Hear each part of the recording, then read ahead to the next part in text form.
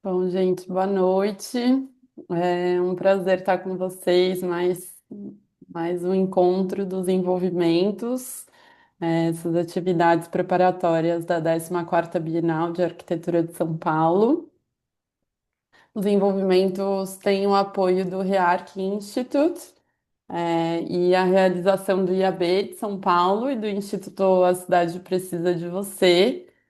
E para nós, né, Marina aqui também comigo na facilitação, mediação, é uma alegria, assim, tá, é isso, fazendo esse esquenta para a Bienal, né, então trazendo arquitetos, mas também, né, a gente trouxe lideranças de comunidades ribeirinhas, comunidades indígenas, ativistas climáticos, então todos aí juntos para entender formas de se envolver e de lidar com os extremos, né? Então, acho que tanto na, na mitigação quanto na adaptação e pensando, né, também antes e depois dos desastres, então como que a gente consegue se prevenir e como que a gente consegue se organizar, né, entendendo que aí a dimensão da emergência climática evidencia uma série de outras camadas, né, que estão aí presentes na nossa sociedade.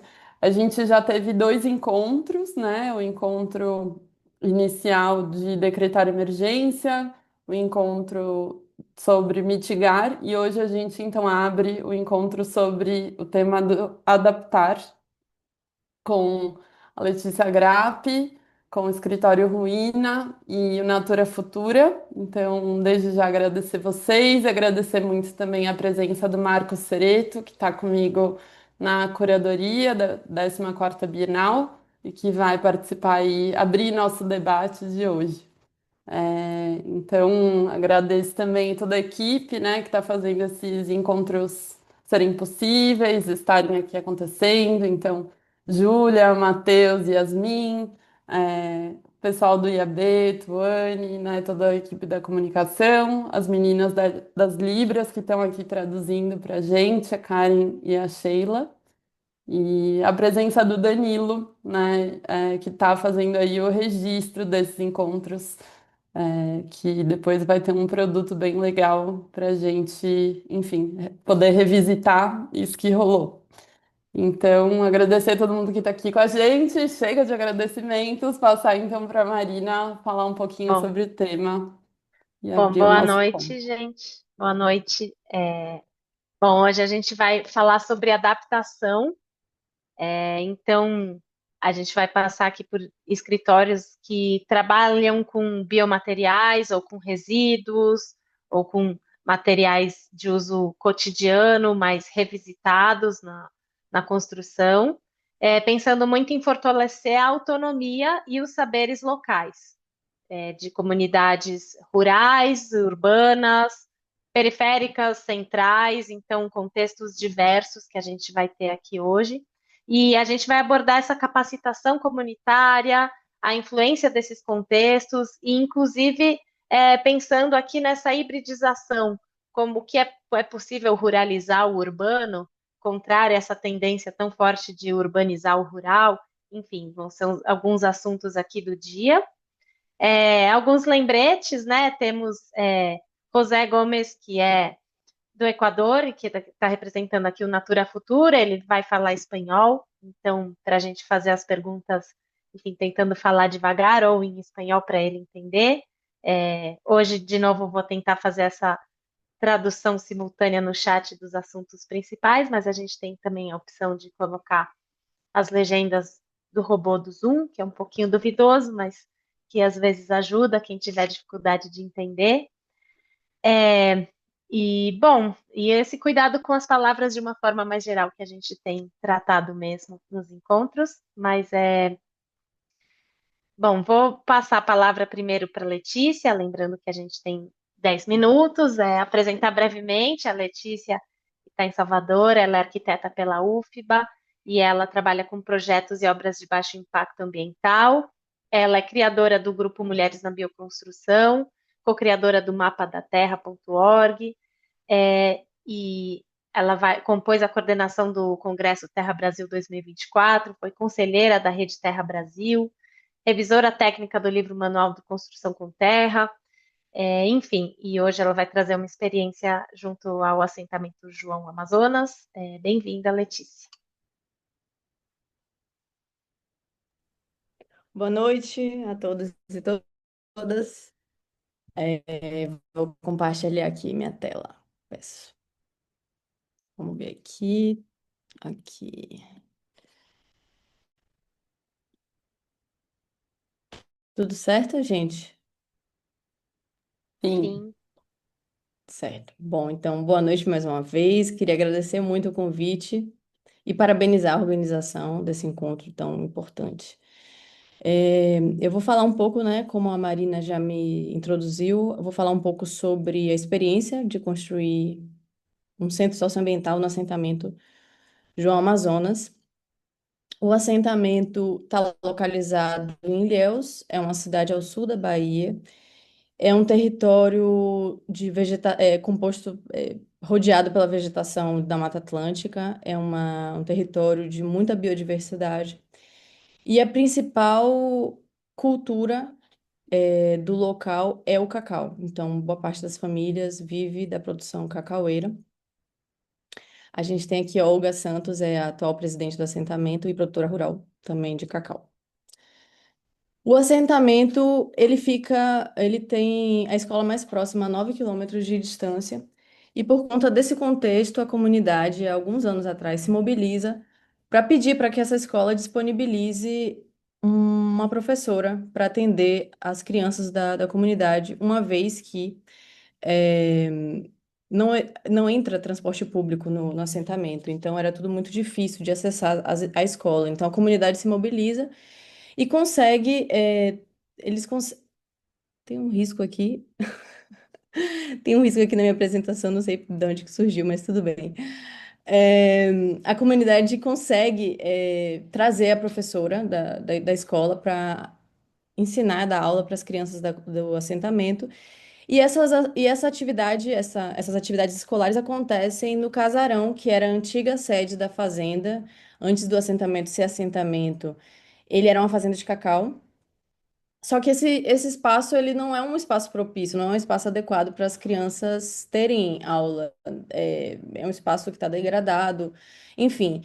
E a comunidade entende a importância de construir um novo espaço para isso. E aí que entra a Global Social, que é uma ONG, que é a ONG responsável pela captação do recurso dessa materialização, é a ONG também que gere o projeto junto com a comunidade. E, bom, aqui a gente vê um pouco desse território.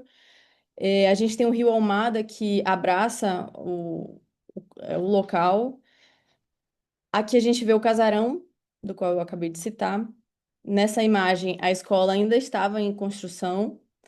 Aqui é o espaço onde vem a ser a nossa biblioteca, que nós já construímos. E aqui onde virá a ser a sala multiuso, que nós vamos construir ainda.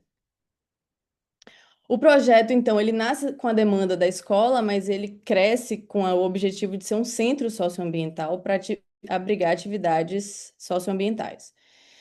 E assim, começa com a escola, a gente tem a escola aqui embaixo, a gente tem uma biblioteca, tem a sala multiuso. A ideia é que no centro abrigue um pátio para as crianças brincarem. No centro da escola, tem a cisterna que capta a água da chuva e abastece os banheiros, uma vez que lá não chega água potável, então essa era uma questão no local. Então a cisterna abastece os banheiros, e a gente tem um biodigestor que recebe os efluentes dos banheiros. O início do projeto é em dezembro de 2021 e o início da mobilização de obra em maio de 2022. Então, foi um tempo bem exíguo mesmo, assim, para o desenvolvimento do projeto. Mas era o tempo que a gente tinha, era uma questão de prestação de contas do pessoal que estava arrecadando dinheiro, enfim. E nesse momento, no início da obra, por entender eu queria participar do processo construtivo também, não só do projetual, mas eu queria estar presente no dia a dia da obra. eu me mudo, entre aspas, para o assentamento, e para mim foi muito importante, acho que para o processo como um todo, todos nós, assim, foi um momento de muita troca, essa vivência dentro do assentamento. Seu Rubens, ele é uma figura muito importante na comunidade e ele é mestre de obras e desde o início segue sendo o mestre de obra do projeto e é uma figura fundamental para todo o desenvolvimento do trabalho. Ele é, era uma das únicas pessoas da equipe que tinha experiência, boa parte da equipe não tinha experiência com construção civil, que era um dos fatores de desafio da realização do trabalho. E toda a equipe, quase toda a equipe construtiva é moradora do assentamento. O material que a gente utilizou foi o adobe, e os nossos adobes nós produzimos a partir do solo que nós é, retiramos para a construção da cisterna. Então, esse solo retirado, a gente produziu os adobes. Nós utilizamos também areia para os nossos adobes, utilizamos palha coletada no próprio assentamento e esterco coletado na fazenda vizinha, na Fazenda Almada. Foram diversas coletas para o esterco. Nós produzimos, criamos um meio de produção. Assim, eu acho que essa foi a parte mais desafiadora do trabalho. Realmente, a implementação desse meio de produção. Isso. É, porque é isso, envolve uma gestão, uma logística muito grande. A comunidade nunca tinha produzido, eu também nunca tinha produzido 12 mil adobes, então foi um aprendizado, eu acho que para todo mundo. Aqui algumas imagens da escola, da obra da escola. As paredes todas são estruturais. E o solo, a gente coletou solos diferentes para a produção das tintas. A gente conseguiu uma vasta gama assim de cores. Foi uma experiência, foi bem especial assim, o momento das tintas. E a gente foram pintadas com tinta de terra. E aqui a gente vê o pátio, onde a cisterna se localiza, né? Que é aqui onde o pessoal está jogando capoeira. Em cima tem uma laje e acabou virando um pátio, assim. Então, e aqui embaixo é onde tem a cisterna, onde a gente tirou o solo para produzir os adobes e de onde tudo começou, na verdade. Bom, aqui algumas imagens da biblioteca. A gente começou a construção logo após a finalização da escola. A gente teve a presença de seu Antônio, que é um mestre carpinteiro de Santa Luz, é uma cidade sertaneja da Bahia. Uma das poucas pessoas de fora da comunidade que participou da execução. E seu Antônio tem experiência com a utilização de esquadrias de reuso, por isso a presença dele. Todas as portas de janelas são de reuso, tanto da biblioteca como da escola. A gente conseguiu esse material através da Arquivo, que é uma empresa especializada em materiais de reuso. Aqui na esquerda, a fotografia das paredes antes de rebocar, e aqui do lado, seu Rubens dentro da biblioteca já rebocada. Aqui algumas imagens da biblioteca pronta. A gente teve a chance, a gente teve a chance de ter um ACV, que é uma avaliação de ciclo de vida. E nessa avaliação se pondera desde a obtenção dos materiais de uma obra até a vida útil de 30 anos de uma construção. E, e nessa avaliação se compara algum projeto em questão com algum outro projeto convencional, entre aspas.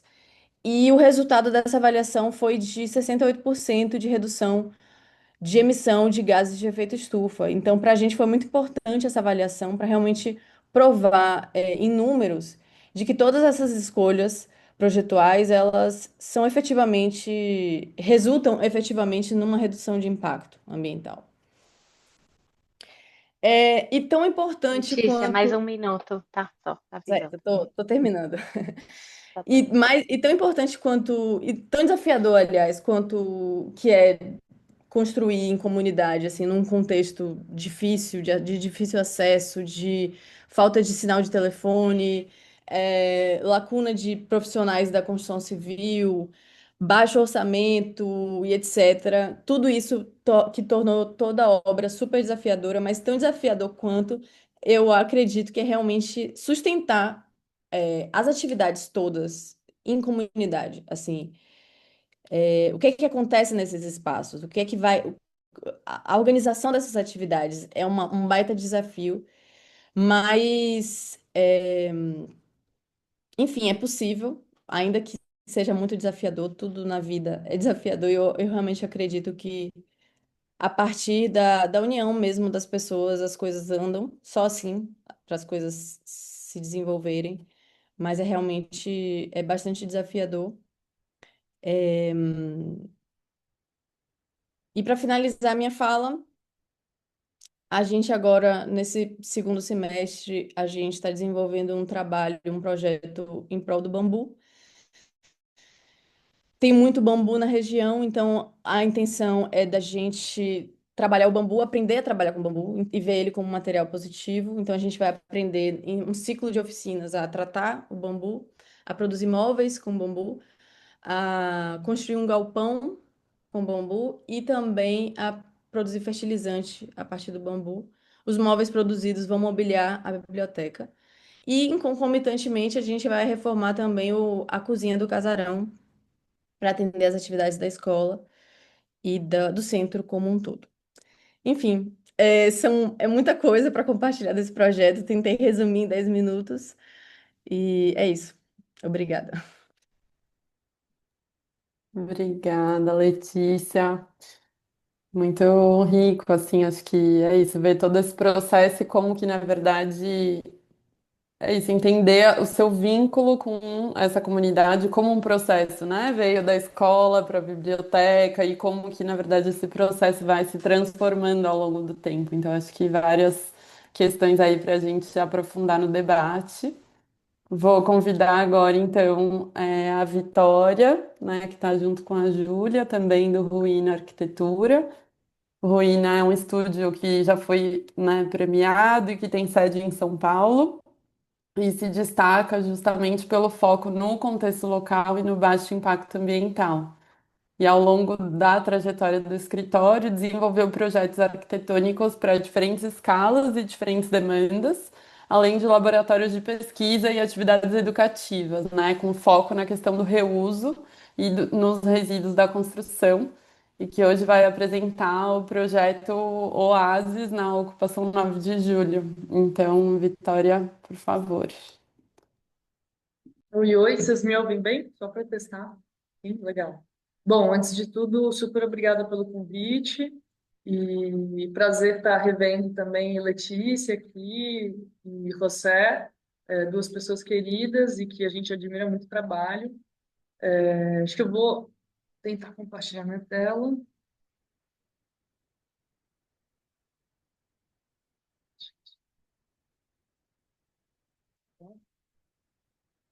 Vou tentar aqui.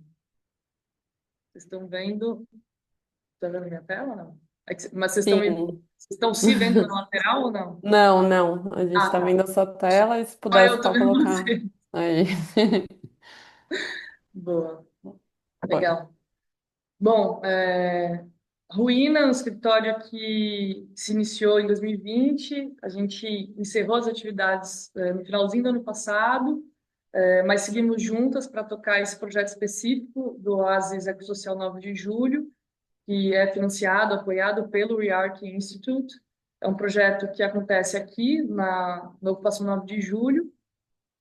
Nesse momento estou aqui dentro, então a gente também teve essa oportunidade de montar um escritório, um QG aqui dentro da ocupação para acompanhar esse projeto, tanto o desenvolvimento do projeto quanto a obra, que vai se iniciar em breve. Então, acho que assim, a Lê trouxe esse projeto que super já consolidado, né, já vendo essas questões de pós-ocupação, entendendo gestão dos espaços, a gente está, digamos, uma etapa antes, a gente está numa etapa de projeto, estão finalizando agora, né, os finalmente de projeto executivo para iniciar a obra em setembro, né?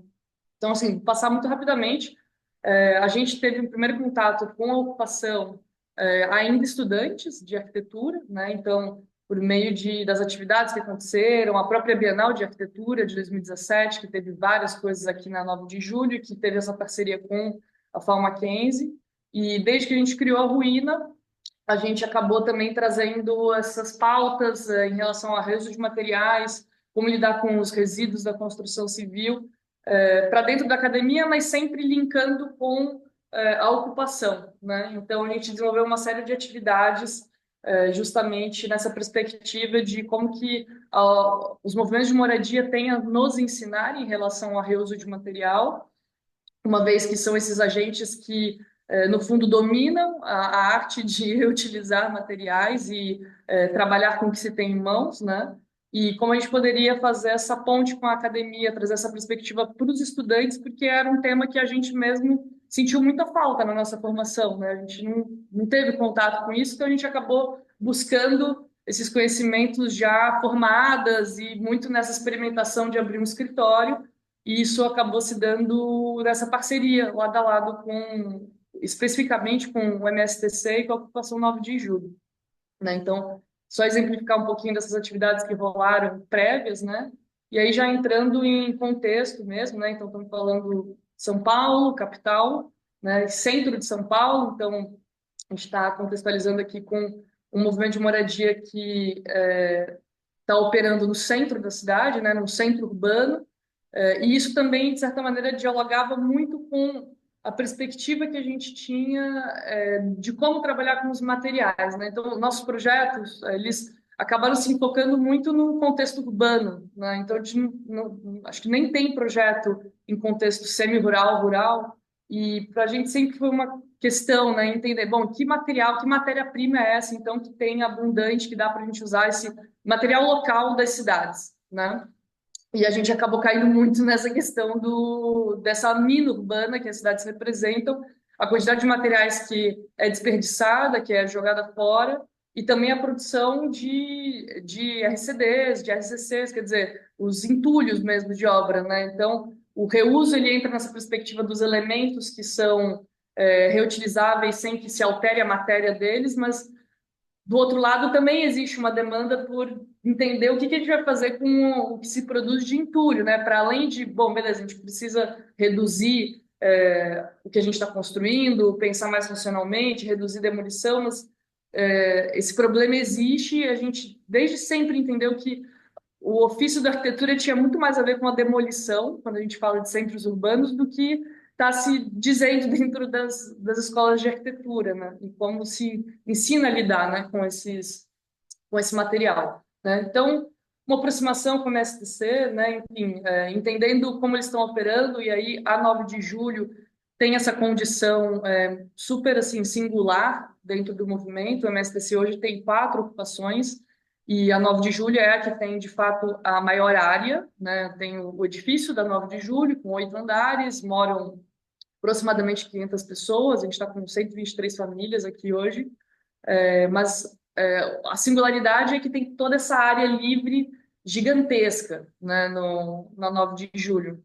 Então, para além dessa singularidade dos espaços que estão sendo fornecidos aqui, para além do edifício, essa singularidade também das lideranças femininas, que a gente percebeu com o passar dos anos que de fato, impacta muito na forma como os espaços são geridos, na forma como as relações são amarradas, as parcerias são geradas. Então, a gente tem aqui uma ocupação que, no fundo, se abre para a sociedade, está aberta a fazer parcerias com com a academia, com as escolas de arquitetura, com os cursos que envolvem sustentabilidade, gestão de espaços, que estão discutindo o direito à cidade. Ao mesmo tempo está aberta para os artistas, está aberta para os pesquisadores, está, enfim, aberta para as pessoas no geral que vêm almoçar de domingo. Então, essa questão das lideranças femininas acabou sendo algo também assim que a gente só foi constatando cada vez mais com o passar dos anos, o quanto que efetivamente existe uma diferença grande entre uma estrutura quase que matriarcal, que é o caso aqui, né, e outros tipos de estrutura, né? Então, assim, para dizer um pouco sobre essas atividades que acontecem aqui dentro, a gente tem atividades socioambientais, educativas, culturais, é, voltadas para a saúde, né, parcerias com prefeitura, com Secretaria de Saúde, para além de todas as atividades assim, geradas autonomamente pela ocupação, né? E aí, entrando já no nosso projeto, né, que é o Oásis Social e Ecológico, a ideia aqui era a gente, no fundo, assim, Oásis é uma palavra que não veio da gente, a gente pegou emprestado da Carmen, que a Carmen, como é um ser humano muito incrivelmente inteligente, ela sempre chamou aqui de Oásis, muito acertadamente, no sentido de que, de fato, a gente está falando de um terreno aqui arborizado, com acesso à terra, acesso a uma horta urbana, quer dizer, uma situação totalmente ímpar, assim, no centro de São Paulo, e que funciona como uma espécie de esponja, né, no meio dessa selva de concreto, de asfalto, de impermeabilidade, né? Então, no fundo, o projeto ganhou esse nome porque a Carmen, né, sempre falava daqui da Nove como Oásis, né? Então, a gente emprestou esse nome dela. E, né, aqui dá até para a gente perceber bem, né, o que a gente tem de área construída de edificação e o que a gente tem de áreas livres, vegetadas, e que a própria ocupação, por iniciativa autônoma, foi atrás de buscar reflorestar, né? Então a gente tem, assim, só setorizando um pouquinho, né, essa área da horta urbana, que está numa cota lá em cima, na Álvaro de Carvalho, que hoje tem essa infraestrutura, né? A gente tem esse espaço de eventos e atividades, que rolam os almoços, rolam os shows, rolam os ensaios de escola de samba, rola as feiras, rola o cinema, rola, enfim, todo tipo de atividade imaginável. Festa julina. A cozinha do lado de fora, assim, na verdade a cozinha ela está dentro, né, do edifício, mas ela também se expande e vai para fora nos dias de evento, nos dias de almoço.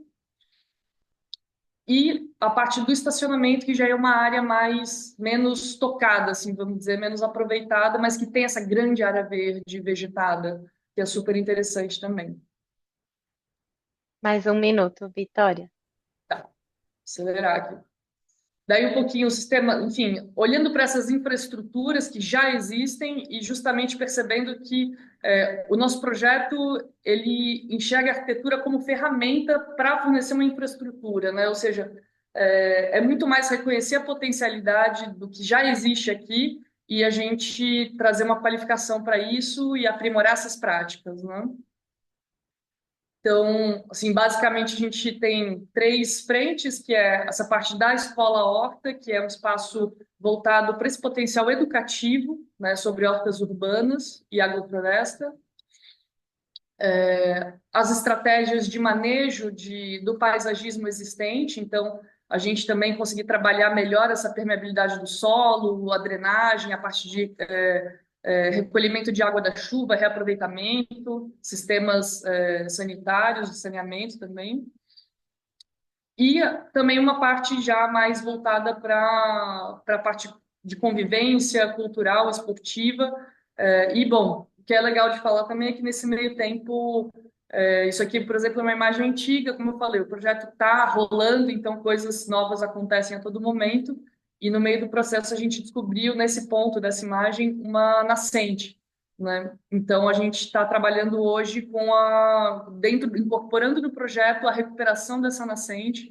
Então o que vocês estão vendo aí de quadra, ainda vai ser uma quadra, mas também vai ter toda uma praça já reflorestada de área de recuperação dessa nascente. Então assim, passar muito rapidamente aqui agora só para ilustrar um pouquinho essas intervenções, soluções de infraestrutura super importantes. E, novamente, assim, só para mostrar, a gente tem a presença do Rio Saracura, né? Então, estamos falando de um projeto aí na várzea do Rio Saracura. E que, enfim, durante o processo agora desse ano, a gente vem trabalhando com workshops participativos junto com os moradores, trazendo pautas, trazendo questões, né, que a gente não teria como entender, conversas com o pessoal da horta também para adequar as necessidades existentes. Enfim, esses processos todos que são muito fundamentais para a gente também estar dialogando com as demandas reais aqui da comunidade. E, enfim, para além disso, dizer que é muito legal ter a oportunidade de estar aqui, né? Estar com o escritório trabalhando aqui dentro e, enfim, absorvendo esse dia a dia muito vivo da ocupação. Enfim, acho que é isso, gente. Não vou me alongar mais.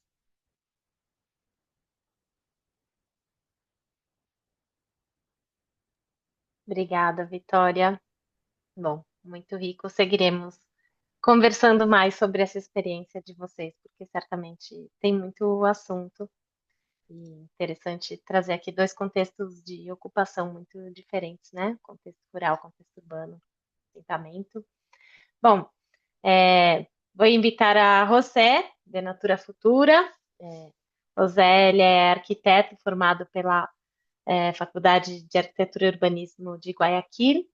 Ele está no Equador. O Natura Futura é um escritório que desenvolve projetos com foco social e uso de materiais e técnicas locais. Dentre elas, destaca-se o desenvolvimento de estruturas flutuantes em áreas inundáveis, de hortas a moradias, a bairros, e é um pouco o tema que ele vai trazer hoje aqui para nós. Bem-vindo, José. Hola, hola. Ok, gracias por la invitación. Voy a ser lo más pausado posible para que puedan entender un poquito. A ver, vamos a ver. Ahí estamos, ¿verdad? Bueno, soy de una ciudad pequeña, intermedia, a 1 hora de Guayaquil, una ciudad que se llama Babahoyo, que limita el río.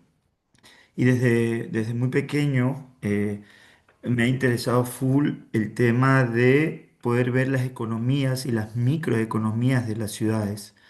Nuestra ciudad en el invierno se inunda porque estamos un poquito más abajo de la cota del río y tenemos muchas formas de habitar y una de esos dentro de nuestra periferia es el hábitat palafítico. ¿Por qué? Porque en el invierno esto se inunda y hay estas condiciones, ¿no? Nuestra ciudad en el pasado ha sido una ciudad colonizada por los españoles, muy bien pensada de esta arquitectura que yo le llamo la arquitectura del pasado más sostenible que ha podido tener. Y ahora en nuestra ciudad cada vez más la industrialización y todos los materiales nuevos que le llaman contemporáneos se va perdiendo la identidad, ¿no? Entonces, en nuestra ciudad se habita en el agua. Es una condición particular que tiene una de nuestras únicas ciudades en el Ecuador que se habita y se vive flotando. Y uno de los proyectos que se comienza a repensar el hábitat flotante fue el huerto, un huerto que se requería dentro de una zona de campo en la periferia, tener un espacio para siembra, pero que pueda funcionar en el invierno y en el verano. Justamente pensamos combinar y hacer una arquitectura híbrida que tenga unos flotadores, pero también sean palafíticas, para poder trabajar en esas dos condiciones dentro de la parte climática. Entonces, para nosotros era importante repensar un poco con estos proyectos el tema de la crisis alimentaria que tienen estas zonas, ¿no? Que solamente funcionan en el verano, pero en el invierno ya no se puede producir.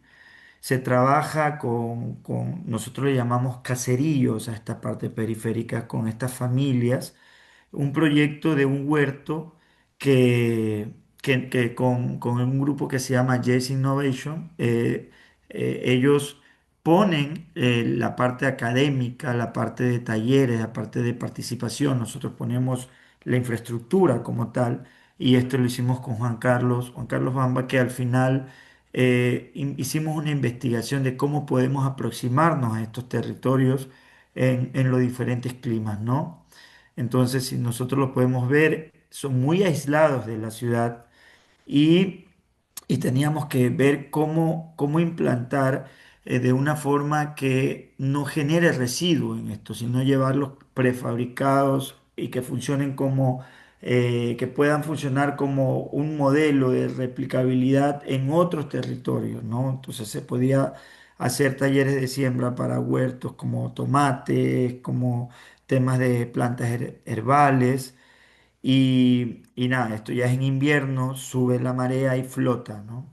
Y se sigue manteniendo. Entonces, estos proyectos pequeños nos hacen tener un alcance y una visibilidad a otros territorios fuera del país, como en este caso es Dubái, y nos invitan a hacer un pabellón, ¿no? Dentro de la Trienal de Arquitectura. Y es interesante cómo dentro de la trienal nos generan algo de dinero para poder hacer un pabellón. Entonces, como nosotros hemos estado hace 4 años viniendo investigando el hábitat flotante, que realmente es un patrimonio de nuestra ciudad, ya llevan, si ustedes se dan cuenta en esta foto, las casas se llevan habitando más de 150 años de la fundación de nuestra ciudad viviendo en el agua. Entonces, hay unas políticas públicas de que ya no se puede construir más, pero las que quedan se las quieren desplazar. Nosotros utilizamos el recurso de la bienal, de la trienal, perdón, para poder generar algo allá en Sharjah, al lado de Dubái, y dijimos, no, podemos con ese recurso trabajar una rehabilitación de una de estas viviendas flotantes que tengan todos los servicios básicos, ¿no?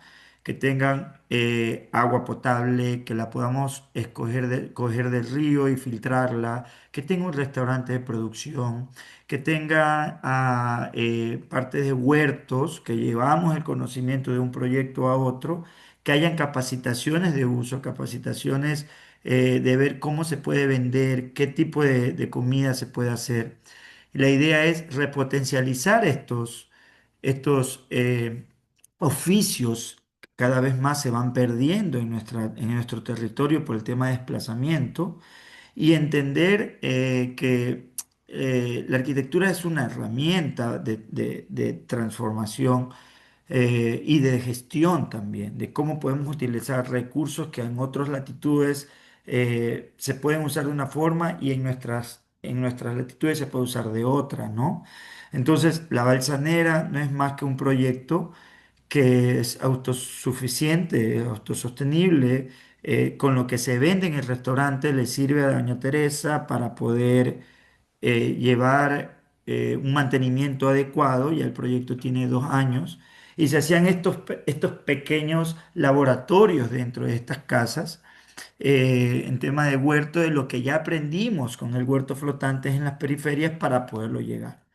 Entonces, estos proyectos nos ayudan a repensar nuevos sistemas, ya que actualmente botan todo lo que es orgánico, la ducha, el agua, el jabón, la lavadora, todo lo que tenga que ver con baños, lo botan al río. Entonces, lo que nosotros estamos pensando son en sistemas de captación de agua que filtra, que se pueda bajar por gravedad, baños secos que nos ayuden a poder generar un compost después de aquello, ¿no? Y poder trabajar con lo mínimo en tema de iluminación nocturna. Y estos proyectos, desde el huerto, desde un centro comunitario, desde la casa, nos ayudan a llegar un poco más lejos, ¿no? Que ahora actualmente estamos trabajando con RIARC un proceso de transformación y rehabilitación de un barrio flotante. Ya no solamente desde un micro, sino ya hacer algo más macro, ¿no? Y nada, en eso estamos en el proceso. Esperemos en 2 meses poder inaugurar el primer barrio flotante en el Ecuador, trabajando toda una rehabilitación, no solamente de las casas, sino también de las laderas, generando terrazas inundables, terrazas filtrantes, plantaciones nativas, arbolización. Y nada, fue una síntesis súper rápida como para poder entender los procesos de cómo ha sido desde el primer año, segundo año, tercer, cuarto año y en qué es lo que estamos ahora. Perfecto, José, Tienes gracias. 2 minutos más si quieres completar. Sí, que ¡Wow! fuiste rapidito. Ok, nada, no solamente se trabaja en proyectos flotantes, nosotros estamos ahorita haciendo investigaciones de materiales como la teca rolliza, que en este caso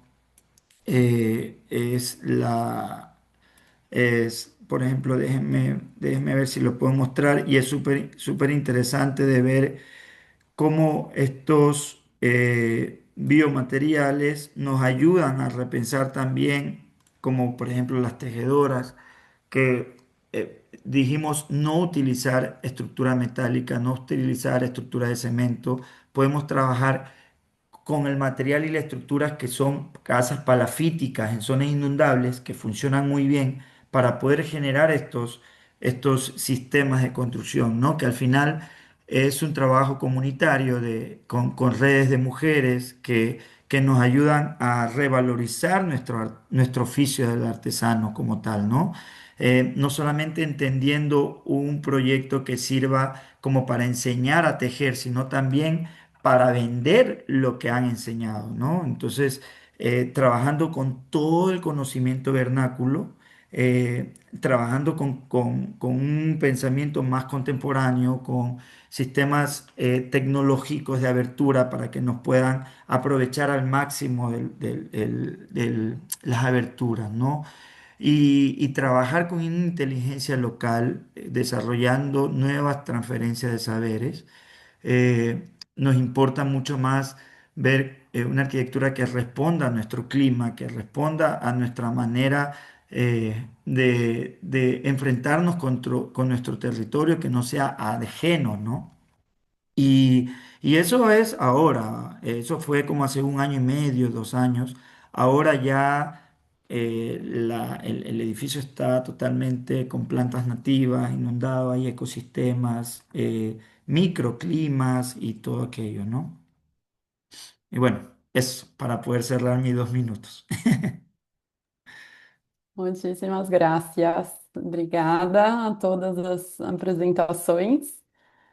Acho que é muito estimulante mesmo, né? Pensar como que tudo parte de diferentes arranjos de colaboração e, ao mesmo tempo, de uma criatividade nessa composição com o que se tem disponível, né? Com o que os conhecimentos que se tem disponíveis, com os materiais, enfim. Quero então fazer aqui o convite para o Marco Cereto, abrir o nosso debate, então trazer, enfim, seja comentários e uma primeira pergunta aí para os nossos convidados e convidadas. Bom, em primeiro lugar, muito obrigado, né, pelo convite para estar aqui com vocês. É um grande prazer participar desta atividade preparatória para a Bienal e, sem dúvida, que colaborará, né, com todos os participantes e também com a equipe curatorial, né, porque nós estamos aprendendo muito com essas atividades, nas nossas discussões, na organização da Bienal que nós queremos apresentar em setembro deste ano em São Paulo. Então, muito obrigado, né, pelo convite. Eu vim com muito prazer, com muita expectativa de escutar as três apresentações, as três apresentações incríveis, né? Eu acho que trabalhos que são reconhecidos, que nós acompanhamos à distância e que, sem dúvida, na universidade são comentados, são discutidos, pensando nessa construção, de uma arquitetura contemporânea. Eu penso que o primeiro trabalho, o trabalho da Letícia, traz uma característica de uma comunidade mais rural, da utilização do adobe. O segundo trabalho já é um trabalho numa área vamos dizer, urbana, central de uma grande metrópole, e da utilização de um material que já foi utilizado e que está disponível, né? Ou seja, essa questão da ocupação, que é questão super importante nos temas contemporâneos. E, por fim, mas não menos importante, a última apresentação, em que nós temos essa discussão da habitação sobre as águas, né? Evidentemente, pela minha localização, por estar em Manaus e na Amazônia, apresenta um grande interesse e grandes conexões, né, com as relações de Manaus e também com as relações do interior da Amazônia. Eu gostaria de iniciar com uma pergunta para as três apresentações, considerando essas diferentes óticas, né? Ou seja, a primeira da utilização da terra, a segunda da utilização do elemento construído e a terceira apresentação do uso da madeira. Como que vocês entendem, né, essa questão da utilização destes biomateriais ou dessa reutilização, no caso de São Paulo, que talvez seja a questão mais dos resíduos, com mais uma questão que eu gostaria de colocar para vocês, a questão da manutenção dessas edificações ao longo do período. Sei que todas ainda são recentes, mas que vocês pudessem fazer essa reflexão da utilização desses materiais e desta manutenção, ainda que seja num curto espaço de tempo. Bom, pela ordem, eu vou responder primeiro. É, Eu acho que é um grande desafio, assim, para quem trabalha com arquitetura e deseja indicar materialidades, tanto que vêm de origem natural como de reuso, assim, porque isso demanda paciência. E paciência dos usuários, paciência, seja usuários, tipo, se a gente estiver considerando uma comunidade, seja dos clientes, se for uma pessoa que está te contratando para fazer a casa dela, enfim. Acho que é, é complexo porque as pessoas elas carregam um imaginário do que esses materiais representam, e muitas vezes é um imaginário romântico que idealiza um passado. E a gente hoje tem um modo de vida muito diferente e que tem mais pressa, que tem menos tempo para se dedicar à manutenção dos espaços. Então, ao mesmo tempo que eu sou uma entusiasta da utilização da terra, do bambu, da madeira, do reuso, tudo isso, eu entendo que a gente está inserido num contexto muito complexo e que nem sempre está aberto a isso. Então, eu acho que é muito importante ter essa transparência assim no diálogo com as pessoas que vão utilizar aquele espaço, porque não tem como, pelo menos até o momento, eu acho que a gente não tem indústria voltada, e indústria no sentido de pesquisa mesmo, tá? Voltada para construção com terra. Pelo menos no Brasil, em alguns países da Europa, a indústria está um pouco mais avançada, assim, França, Bélgica, já existe indústria. E eu acho que a indústria ela pode ser positiva. Ela pode fomentar a pesquisa, ela pode fomentar o avanço de tecnologias, né? Ela é muito importante, na verdade. A gente hoje não vive sem a indústria. Então é importante que a indústria esteja atenta a esses materiais. E no Brasil, a gente não está, industrialmente falando, atento a esses materiais. É muito pouco, assim, a gente vê muito greenwashing, a gente vê muita. é, A gente fala de sustentabilidade muito na superfície. Então, é bastante complexo e eu acho que a questão da durabilidade é um dos pontos centrais, porque as pessoas não querem, não podem, não têm tempo, não têm condição, enfim, a maioria das pessoas não tem condição de realmente ficar dando manutenção nos espaços.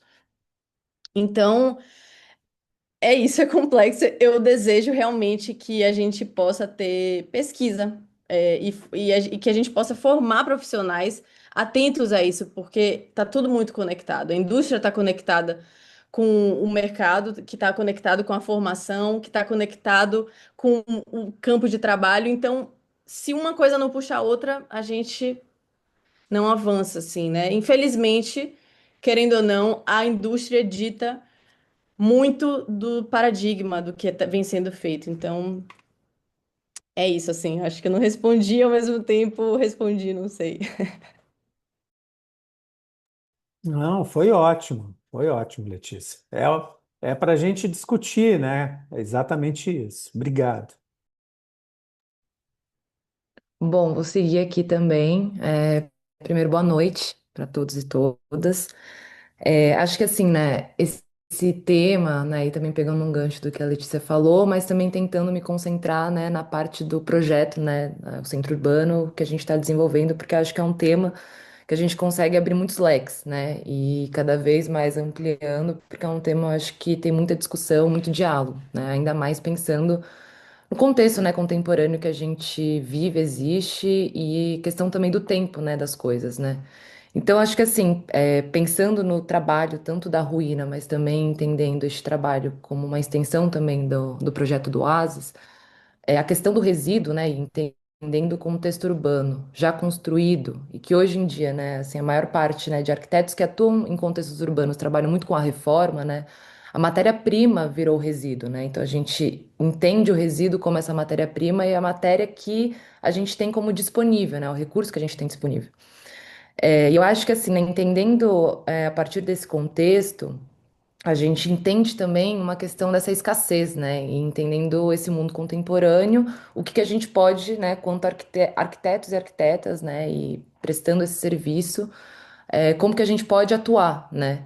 E aí, entendendo esse recurso, né, que é o resíduo, então a gente entende esse resíduo como de fato um recurso, para a gente conseguir, né, aplicar dentro da arquitetura, né? E eu acho que daí entra essa questão do processo e manutenção, porque a partir do momento que a gente entende, né, essa matéria-prima desde o início, a questão do projeto, né, a gente tem algumas inversões. Então, por mais que a gente desenhe e depois construa, né, essa questão da cadeia linear, né, quando a gente pensa também esse processo, a gente inverte muita coisa. Então, às vezes a gente começa a pensar pelo detalhe, né, porque a gente está pensando, né, que seja o tijolo, que seja o processo, que seja esse objeto, que é o objeto que a gente está pensando provém desse resíduo, como detalhe, e aí sim a gente começa a desenhar, né? Porque a gente desenha a partir do que a gente, né, tem disponível. E eu digo isso tanto de um material que pode ser, né, feito, mas também de um material, né, como o caso, por exemplo, da Letícia, que, né, tem, por exemplo, as janelas e portas, né? Então você começa a desenhar, né, pelo que você tem, né? E não ao contrário, você não vai encaixar o seu desenho, né? Quer dizer, você encaixa o seu desenho dentro do que você tem, né? Mas não ao contrário, né? Você não desenha e depois, né, vai achar. Então, acho que isso envolve, né, alguns processos. Tenho, acho que também uma questão, né, pensando até nessa manutenção, né? Trabalhar com resíduo, hoje, assim, eu acho que abre também para a possibilidade de ter processos também participativos e colaborativos. Eu acho que também de uma necessidade de um tempo, né? Os tempos são diferentes, né? É diferente quando você tem um cliente com uma demanda e você tem uma cadeia de processo linear, que é o projeto, o desenvolvimento e aí a construção.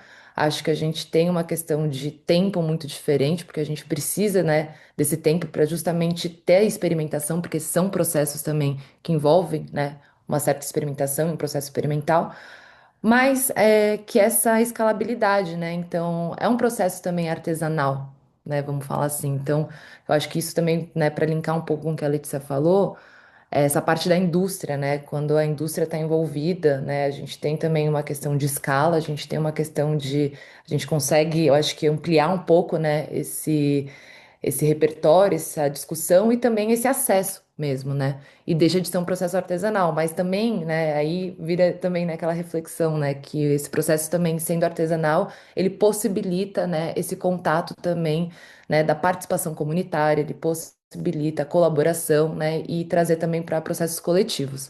Então, acho que assim, né, também não tenho respostas, acho que também, né, é uma pergunta também para a gente, né, que nem o Marcos comentou para a gente discutir, mas acho que dentro do projeto, né, da ocupação, o que eu acho que é muito importante colocar, né, que o trabalho também com resíduos e pensar mais do que o resíduo em si, mas como metodologia, né, de um processo de cadeia circular, é também pensar, né, esse resíduo, né, e esse ato como também um gesto político, até porque a gente está trabalhando, né, dentro de um contexto completamente que, né, a gente tem esse posicionamento político, então isso é muito importante, né? Então, é quase que trabalhar com aquele material, né, que também, né, é um material que não é um material, né, a gente entende como material, né, mas esse lugar do que é invisível, né, e aí a gente pode traçar um pouco também para a questão da memória, narrativa, território. Mas eu acho que é importante, assim, entender também que esse reaproveitamento, né, é também esse gesto político e até uma denúncia, né, do que, de fato, a gente, né, como arquitetos, como que a gente está atuando, né, que deveria, assim, né, não deveria ser tão específico, né, a ruína que trabalha com resíduos, mas como também uma prática coletiva de várias, né, outras práticas de outros escritórios, né. Acho que é um pouco isso. Obrigado, obrigado, Júlia. Acho que foi ótima reflexão também, né? Envolvendo essa questão do contexto político, né? No caso de uma reocupação que, enfim, é uma metodologia que todos nós precisamos aprender no desenvolvimento desses projetos. Eu acho que o trabalho de vocês é referência. Parabéns. Você? Sí, a ver, creo en las visitas que he hecho a los amigos en Latinoamérica, la madera todavía sigue siendo acá, el bambú también, un material estigmatizado. Eh, la gente que no tiene, justamente en nuestro territorio, la gente que no tiene dinero, pues es la que tiene el bambú y la caña y la madera, pero la gente que tiene, en este comillas, es la gente que tiene el cemento como tal. Esa es la aspiración y el desarrollo acá, ¿no? Es como yo, ahora último que estamos trabajando en el campo, en las zonas periféricas, las aspiraciones de la gente es tener su casa de cemento. Es como una aspiración. ¿Por qué? Porque cada vez más esa idea, y justamente por esa falta de políticas públicas, hace de que lleguen a estos territorios casas de cemento que no respetan ningún ecosistema, ninguna forma de vida, ninguna tradición. Entonces, la gente del campo quiere parecerse más a la ciudad. Y justamente lo que estamos trabajando nosotros es repotencializar ese oficio de los materiales biomateriales que cada vez más se va perdiendo por esta idea de desarrollo, que creemos que la ciudad tiene que ser toda llena de cemento para poder ser una ciudad desarrollada, que está muy falso, ¿no? Entonces, nuestra labor como oficina y como oficio es poder revalorizar estos materiales, dándole una nueva vida, no solamente como para la construcción que lo utilizan, sino también para que se pueda trabajar como un material y que se vea bello y que se vea bien, ¿no? Y justamente ahorita estamos generando una investigación de cómo darle a estos materiales un nivel ya un poco más industrializado. Es decir, la balsa que sirve para la parte de flotabilidad, lo estamos generando laminados para que puedan ser utilizados en otras formas de uso. Eh, y hay que entender que nosotros tenemos las maderas y los depósitos de madera en cada 3 cuadras y en cada 3 cuadras en nuestra ciudad. Quiere decir que las hemos tenido siempre ahí. Lo que pasa es que no lo utilizamos para nuestras casas, sino para construir nuestras. Y esa estigmatización es lo que estamos tratando de poco a poco con estos proyectos es darle un valor no solamente a nivel local, sino a nivel político, porque estamos trabajando y dándole en sobremesa a los políticos una nueva posibilidad de usos que pueden desde la política, es decir, ok, podemos trabajar con madera, es nuestro material local, podemos hacerlo. Solamente necesitamos tener un poco de lógica del clima. Quiere decir que necesitamos protegerla del sol con unos buenos aleros, necesitamos generar compromisos de mantenimiento, que eso es súper importante también, porque así como pintamos la casa, también vamos a tener que pintar algo, darle unos aceites, darle... Y esto es un tema de escuela. Yo siento que hay que ir trabajando con el oficio y no perderlo, ¿no? Gracias, José. Muchas gracias. Ujú. Bom, obrigada. É, acho que queria fazer uns comentários iniciais, pensando que a gente sai do encontro anterior, onde a gente trabalha, discute a mitigação dos efeitos climáticos e também de efeitos do capitalismo, digamos assim, com escritórios que trabalham com a manutenção, a sistematização e algumas vezes retomadas de saberes tradicionais. E agora, na adaptação, no encontro de hoje, a gente está falando de contextos em que um pouco desse fio, desse conhecimento tradicional, foi cortado, muito por conta do colonialismo, né, e de todos os crimes de destruição cultural que a gente vem vivendo nos últimos séculos. E com esses saberes perdidos, o que fazer, né, frente a essas comunidades que agora enfrentam, né, insegurança alimentar, falta de moradia, então criam-se os movimentos de ocupação, tanto rurais quanto urbanos.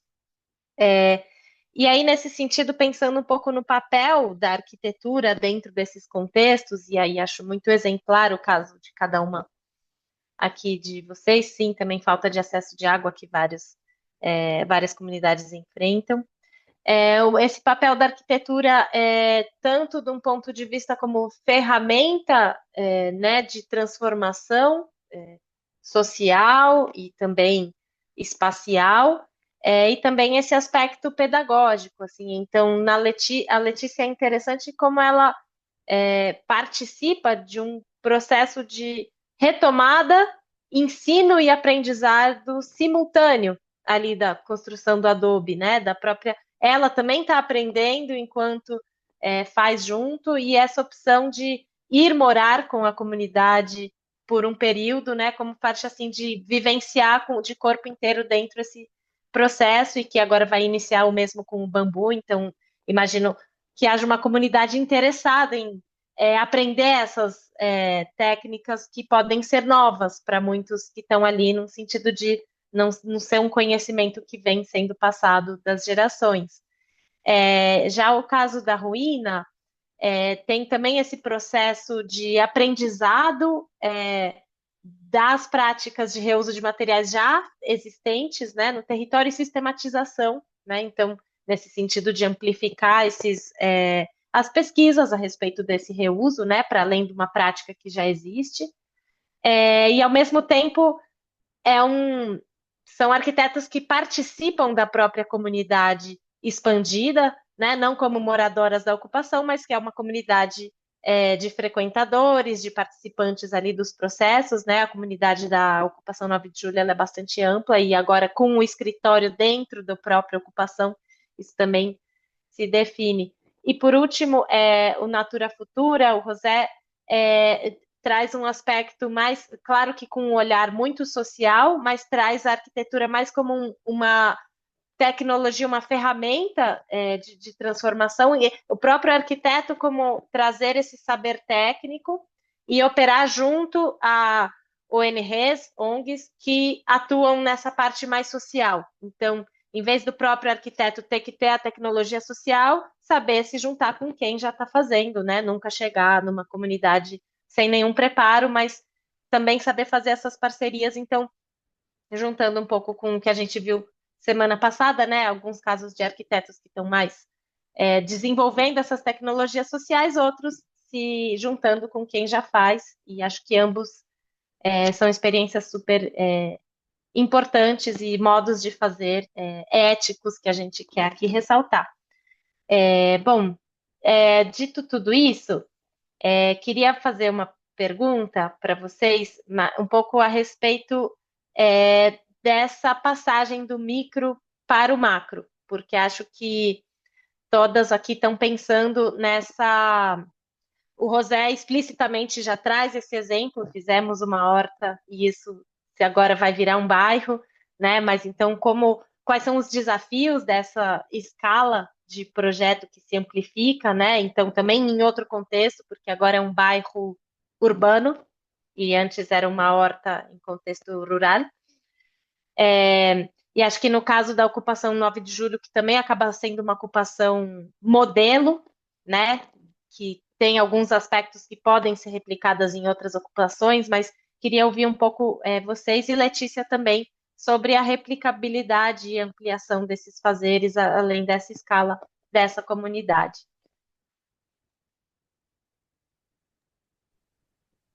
É, o José pontuou muito bem assim a questão do estigma. E esse estigma, ele é muito profundo em todos os níveis da sociedade. Assim, do rico ao pobre, o estigma existe. E quando a gente olha assim na literatura, isso está presente em tantos lugares, sabe? Não é só América do Sul. Se a gente lê, por exemplo, um pouco da tentativa do Hassan Fathy de retomar as abóbadas nubianas no Egito, por conta, era uma tradição super antiga, milenar, que foi se perdendo por conta do uso das lajes, do cimento e tudo mais. Imagina, no Egito. Então, essa é uma realidade, assim, planetária mesmo, que vou ser bem generalista nessa fala, mas a gente pode ver isso em diversas partes do globo, sabe? Então, quando a gente trabalhar com Adobe no assentamento, o trabalho inicia de relativamente recente, né? A gente começou a construir em 2022, assim, são 3 anos de lá para cá. E é pouco tempo ainda para sentir realmente uma mudança profunda, sabe? É, eu acho que todo o trabalho desenvolvido é um trabalho que tem a intenção de compartilhar possibilidades, onde cada um deve sentir realmente se aquela possibilidade lhe cabe. Porque realmente dá trabalho. Assim, dá muito trabalho construir com Adobe. É muito trabalhoso, é um esquema assim muito cansativo. Então, ao mesmo tempo que eu acho que é super viável em vários aspectos, eu sei que é muito trabalhoso, sabe? Eu realmente não sei, eu tenho dúvidas, sendo bem sincera, se as pessoas estão dispostas a isso. Nem sempre dá tempo, assim, essa questão do tempo a gente pode aplicar para cidade, né, que a gente tem uma ideia de que as pessoas vivem uma correria, mas na zona rural as pessoas muitas vezes também não estão dispostas a dedicar esse tempo, assim. Então, a gente teve a chance, era um projeto comunitário, captado, o recurso captado por uma ONG, tornou possível. Eu não sei, até o momento, nenhuma casa, nenhuma família construiu com Adobe, mas também muito pelo fato de que boa parte das casas já estavam construídas, né? Eu acho que com o trabalho do bambu agora, eu acho que vai ser mais fácil. Eu quero acreditar que o bambu é mais facilmente replicável, porque a gente já está construindo, já construímos um tanque de tratamento. E o tratamento é relativamente simples, assim, é muito mais fácil do que produzir adobes. É, a gente vai aprender com o Juliano Sense, que é um especialista em tratamento de bambu. A comunidade está super animada. E eu acho que o bambu é mais fácil, assim. Eu acho que tem muito isso também, sabe? O quanto a gente idealiza enquanto arquiteto e o quanto realmente é factível, sabe? Porque é inegável que as paredes de Adobe, elas dão muito mais trabalho, elas são muito mais pesadas. Elas são maravilhosas, eu sou apaixonada, assim. Mas sendo realista aqui, sabe? É, tendo uma discussão profunda mesmo do que significa isso, é muito trabalhoso. Então, eu não sei. Eu não sei a replicabilidade disso dentro. É, quero achar que o bambu é muito possível assim de ser mais facilmente replicável. E é isso. Eu queria Trazer só Pode falar. Não, só complementar que a Karina tinha trazido uma pergunta, né, para a Letícia. Então, justamente, se a comunidade já tinha uma intenção de construir com materiais naturais, e aí, se sim, que você comentasse um pouco esse contexto e como que foi a introdução dessa ideia, e trazer uma provocação, né, que eu sei que justamente você é aí uma, enfim, fundadora dessa rede de mulheres bioconstrutoras, né? Então, por mais que não tenha uma replicabilidade, né, que você está falando dos desafios da replicabilidade no território, tem essa replicabilidade em termos dessa rede de troca de saberes e de, enfim, troca de tecnologias, né? Então, se você pudesse comentar um pouquinho sobre esse tema também. Eu engato na resposta ou... Bom, é isso, assim, eu acho que para qualquer discussão legítima, a gente sempre tem que trazer o maior número possível de lados, né? Então, quando eu trago o desafio, não é por desacreditar no caminho, mas é porque realmente eu desejo que esse caminho seja cada vez mais trilhado, e para a gente trilhar melhor um caminho, a gente tem que saber quais são os desafios. É, Então, assim, respondendo a Karina.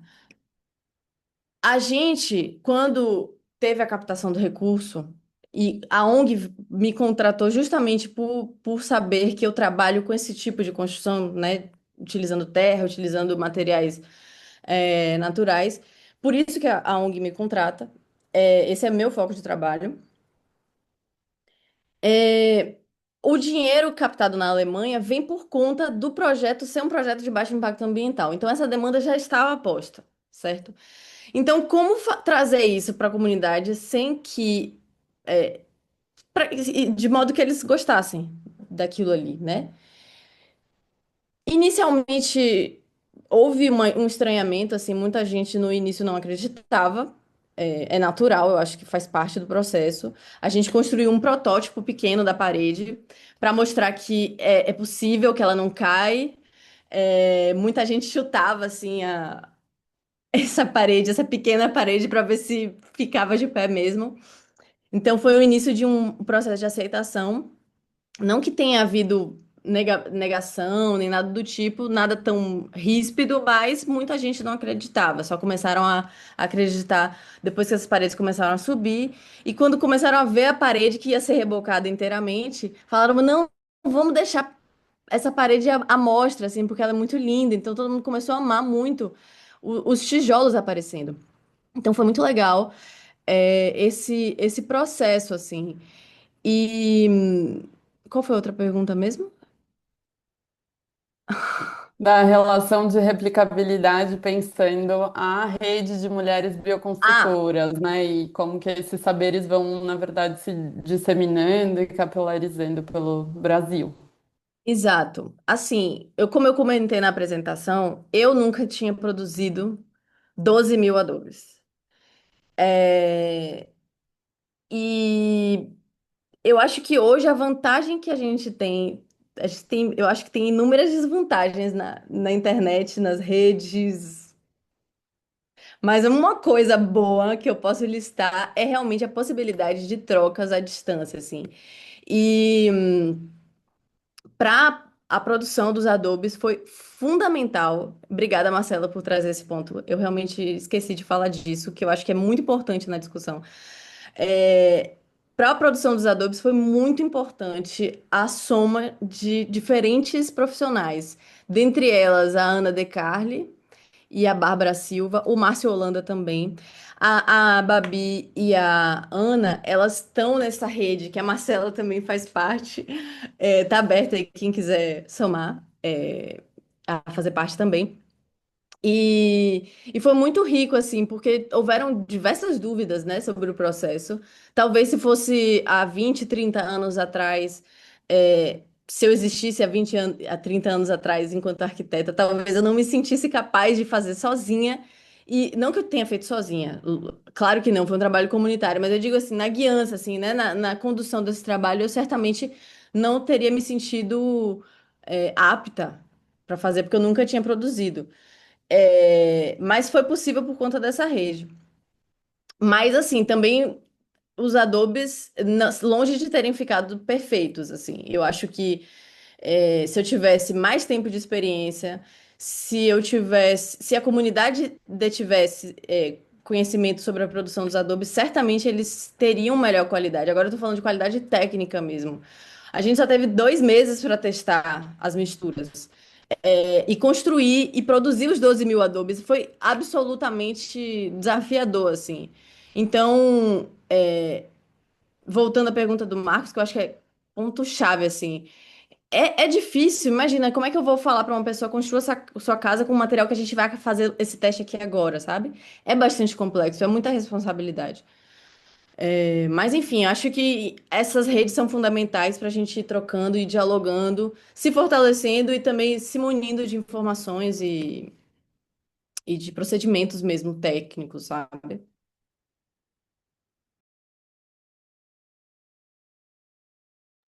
Então, voltando à pergunta original sobre essa replicabilidade, Júlia, e você? Bom, vamos lá. Bom, acho que assim, né, dentro desse contexto também do movimento, né, que nem você comentou, a 9 de julho, né, é uma referência, né, quanto ocupação, quanto modelo, né, acho que nacional e internacionalmente, mas ela faz parte, né, o movimento de outras, né, outros edifícios também ocupados, né, na cidade de São Paulo. Então, existem outros edifícios com outros moradores e que isso se forma, né, tanto a rede do MSTC, mas também pela ocupação 9 de julho, né, e o projeto ele está atuando na parte que é a parte, né, que a gente fala que é a parte comum, a parte comunitária, né, que não é de fato a residência, né, ou né, o edifício em si, mas é a parte onde se compartilha, né, todas essas atividades, né, e que já aconteciam e que o projeto, na verdade, tem a ideia de potencializar, né. Então, assim, essa rede, ela também usufrui muito desse espaço. Então, né, essa replicabilidade, assim, eu acho que não replicabilidade, mas vou começar primeiro falando, acho que desse impacto, né? Porque é um coração ali, né, no meio de São Paulo, em que, para além dos moradores dos outros edifícios, do próprio movimento, né, isso vai, né, crescendo em questão de raio para também, né, nós que a gente frequenta, né, tem o almoço de domingo, outras atividades, né, as escolas ao redor também por questão também das atividades da horta que já acontecem, né, do poder, né, de escolas municipais que vão e usufruem desse espaço, é, eu acho que assim, esse impacto gera também uma replicabilidade, né? Eu acho que um pouco nesse contexto. Agora, assim, entrando, né, um pouco nessa parte, acho que assim, né, do projeto e quanto estratégias, né, para, será que, né, algumas estratégias a gente pode estar pensando, né, para, por exemplo, outros edifícios. Eu vou, acho que falar assim de um aspecto do projeto que é um aspecto também que assim por uma primeira vez, né, a gente está também trabalhando, que é a parte, por exemplo, dos sistemas de infraestrutura, né, que eu acho que isso é uma coisa, né, assim, a gente descobriu uma nascente, né, também lá na parte do estacionamento e essa parte, né, hídrica, vamos falar assim, né, do projeto, ela tornou né, teve uma proporção muito maior do que quando a gente iniciou. Então, o projeto teve um outro rumo também, porque a gente foi descobrindo também coisas em que a gente acreditou e falou, não, a gente precisa focar também nisso, a gente precisa colocar isso também como uma grande potência. A gente descobriu uma nascente, né, ali no meio do estacionamento, né, existe um rio que passa ali. Como que a gente lida também com, né, esses processos que vão também acontecendo, que a gente vai descobrindo.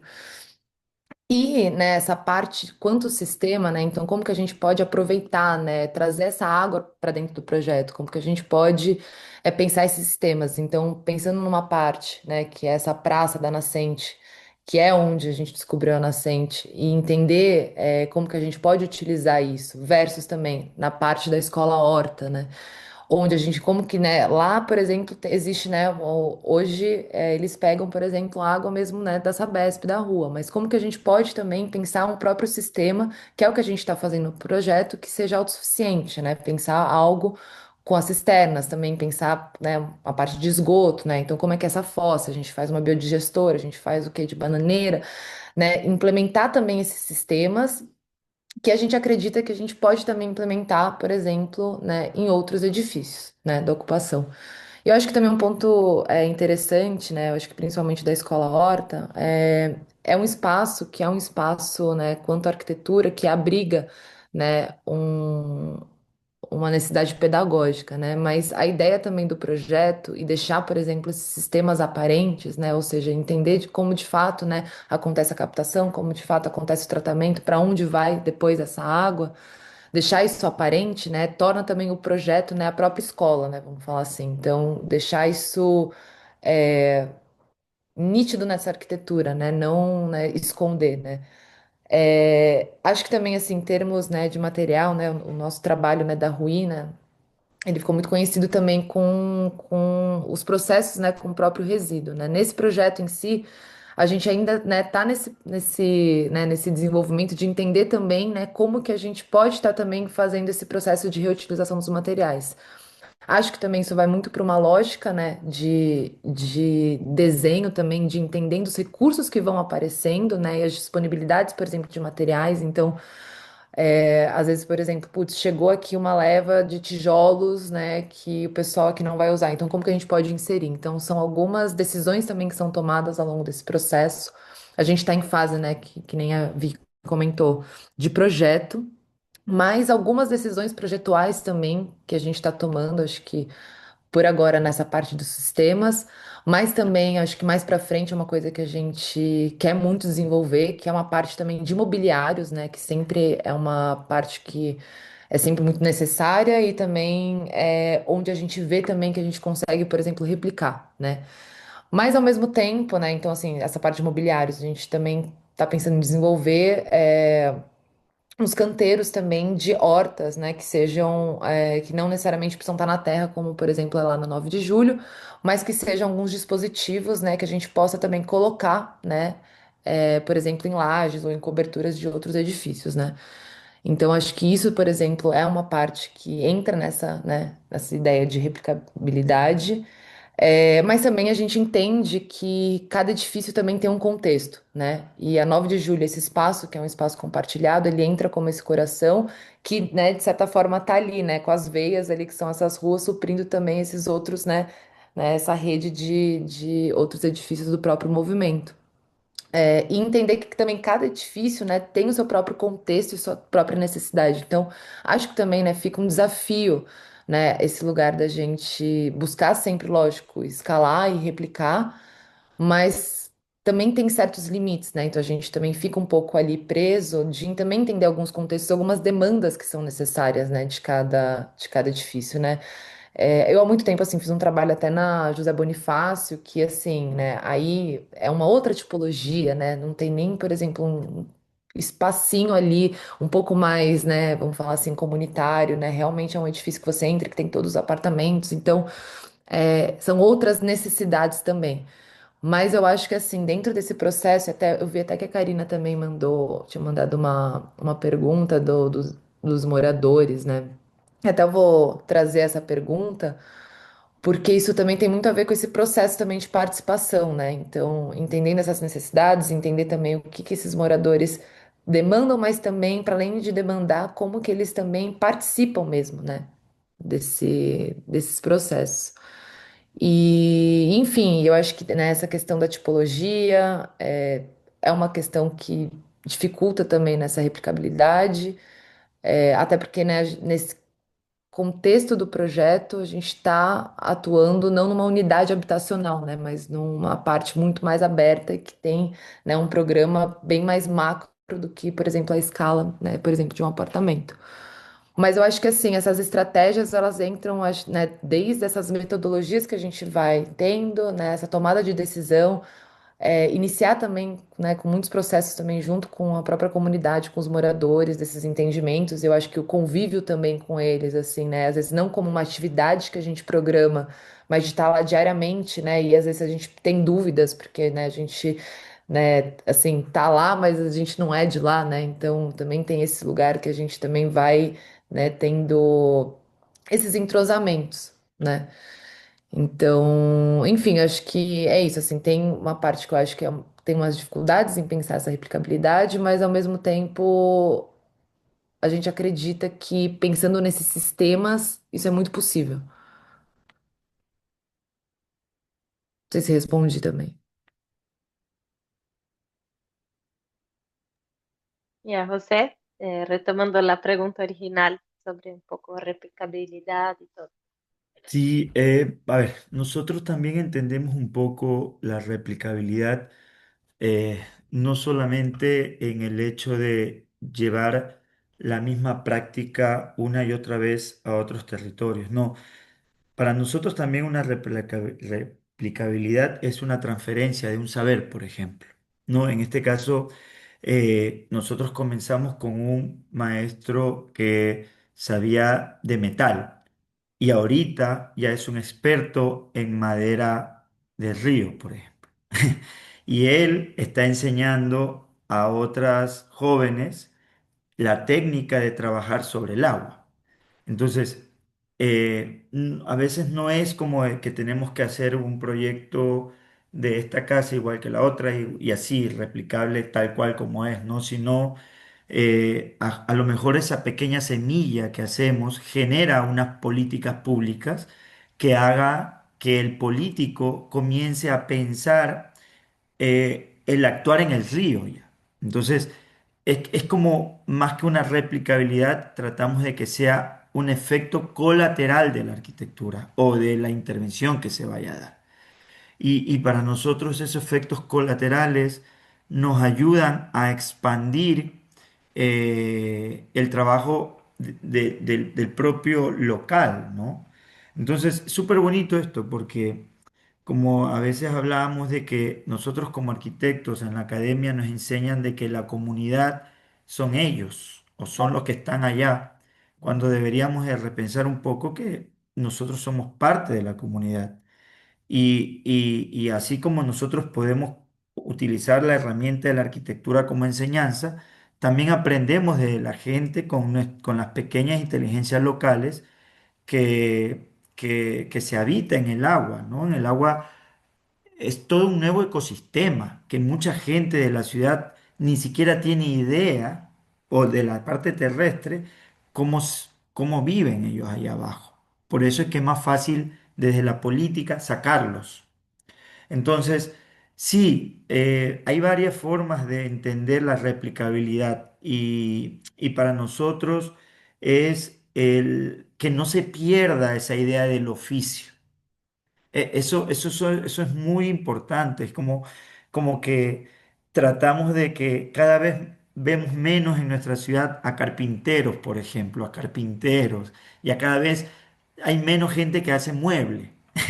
Es impresionante porque tú puedes ir a un shopping mall y puedes ya comprar un mueble hecho a muy bajo coste.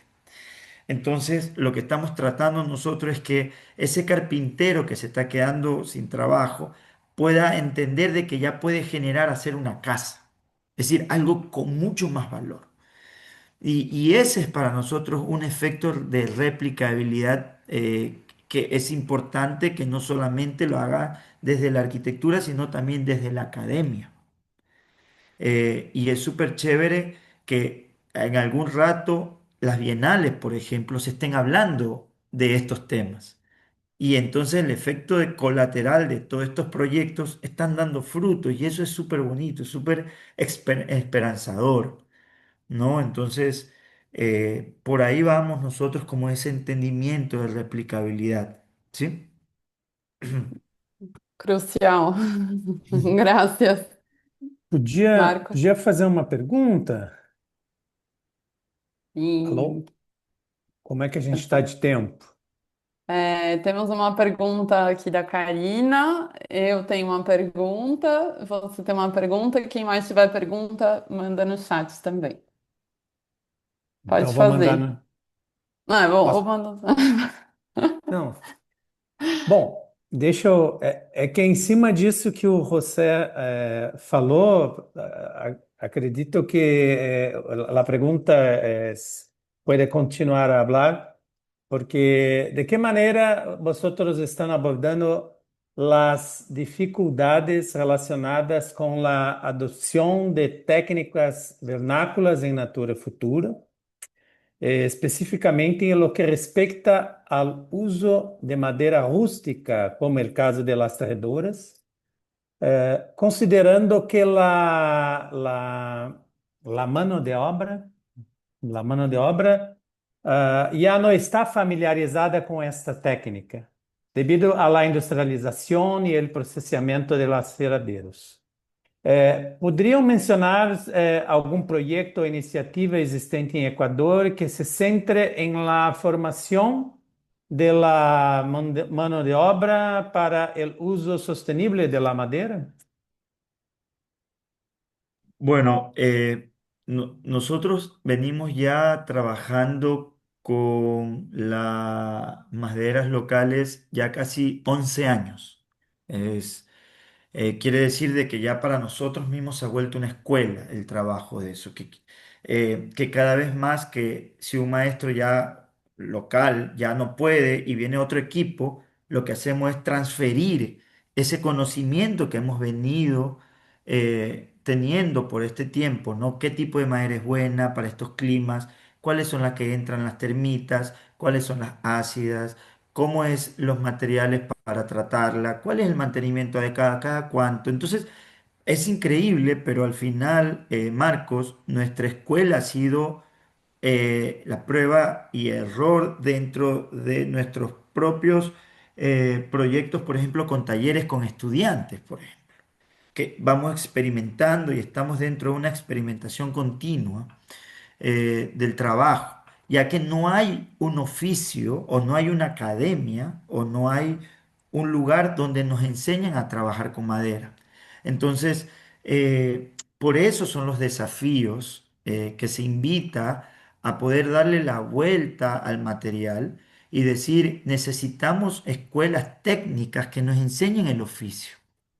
Y nos parece como muy pertinente y muy necesario, justamente hablaban sobre el efecto del cambio climático. Es hora de cambiar el modelo y el pensamiento de que el cemento es la vía, es la única vía. Entonces, nada, estamos ahorita, esa teca rolliza la vienen trabajando hace más de 80 años hacia atrás, poniéndolo como soporte en las casas palafíticas porque si no se inundan y se ahogan. Para nosotros eso lo llamamos como una inteligencia local. Entonces, lo que hacemos es entender esa inteligencia local y poderlo traducir a técnicas más contemporáneas, ¿no? Entonces, ya no solamente utilizamos una teca como soporte, sino también como sostén con unas uniones metálicas que nos ayuden a hacer mayor compresión, mayor tensión, mayor tracción. Entonces, ahorita viene el entendimiento de la lógica e ingeniería técnica con esos materiales vernáculos. Eso nos ayuda a nosotros a poderle dar un salto más a nuestras técnicas y se pueda utilizarla mejor en un futuro aquí. Porque si no se ha utilizado antes es porque no ha habido ese conocimiento y justamente estamos desarrollando proyectos para aquello. Acabamos de terminar un proyecto que se llama La Panificadora y hicimos justamente utilizando esos sistemas, pero ya utilizándolo con otros, como por ejemplo un sistema de fachada que se sostengan con eso, ya flotante. Es decir, entendemos no solamente la materialidad para construir, sino también la ingeniería con el material, trabajando con amigos ingenieros que están en búsqueda también de cómo podemos hacer que este material sea mucho más replicable ahí, ¿no? Para poder mitigar un poco el uso de las columnas de cemento, un ejemplo, ¿no? Entonces, es como ir haciendo escuela, ir transfiriendo saberes y ir también adquiriendo inteligencia local como, como parte de desarrollo de nuestra oficina, ¿no? Acho que é muito interessante, assim, pensar, né? A gente estava justo antes fazendo essa discussão entre o artesanal e o industrial, e como que, na verdade, a gente pode entender que é algo dentro desse espectro, entre esses dois extremos, né? O que a gente precisa, assim. Então, nesse sentido, até me lembro do Lúcio Ventania, que é um bambuzeiro, né? Muito, enfim, tem um trabalho incrível em Minas Gerais. E ele, a gente tem uma entrevista com ele que está disponível online, e ele comenta isso. Ele fala que a gente precisa de não tecnologias alternativas, mas tecnologias substitutivas, né? Então, justamente ter um caminho, ter um ecossistema, ter, né, todo o profissional, ter a cadeia produtiva que possa justamente substituir a cadeia do concreto, a cadeia do cimento, a cadeia do, né, do aço, enfim, que são cadeias que estão contribuindo para o colapso climático, né? E aí, nesse sentido, eu acho que é muito interessante de ver que todos os projetos hoje, eles tocam esse olhar do desenvolvimento desses ofícios, né, como o José estava trazendo, a partir de uma lógica de criação de autonomia e de capacidades e comunidades produtivas. Então, justamente como que a partir da arquitetura a gente consegue criar, né, enfim, capacidades locais que têm um valor agregado e que têm uma consciência ambiental e que têm um processo de geração de uma outra economia local, né? Então, óbvio que isso não é isolado, pelo contrário, tem que estar vinculado com o mercado, tem que estar vinculado, né, com, enfim, toda uma série de pontos, assim, mas que acho que é um olhar muito interessante, tanto para o processo dos materiais, mas também dessa capacitação e qualificação da mão de obra, né? E então queria aqui chamar de novo para se alguém tem alguma pergunta e talvez acho que passar para a pergunta da Karina, ou também não sei se Letícia e Júlia têm comentários ainda sobre essa questão que Marcos trouxe.